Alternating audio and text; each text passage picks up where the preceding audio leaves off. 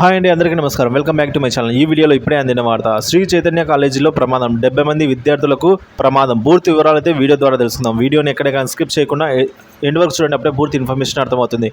వీడియోకి ఒక లైక్ చేయండి ఫ్రెండ్స్. ఇక వీడియోలోకి అయితే వెళ్ళిపోదాం. చైతన్య హాస్టల్లో ఫుడ్ పాయిజన్, 70 మంది విద్యార్థులకు అస్వస్థత.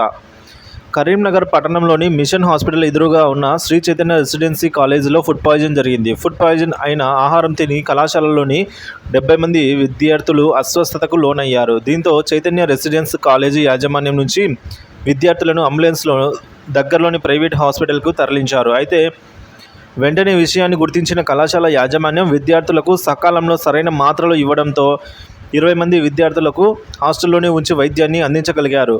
ఇక తీవ్రత ఎక్కువగా ఉన్న విద్యార్థులకు 20 మంది వరకు కూడా విద్యార్థులను నగరంలోని ఓ ప్రైవేటు హాస్పిటల్కు చికిత్స నిమిత్తం తరలించారు. ప్రస్తుతం వారు కోలుకుంటున్నారండి. అయితే వెంటనే విషయాన్ని గుర్తించిన కళాశాల యాజమాన్యం మాత్రం ఈ విధంగా స్పందించి మొత్తానికైతే వాళ్ళకి ట్రీట్మెంట్ అందివ్వడం జరిగింది ఫ్రెండ్స్.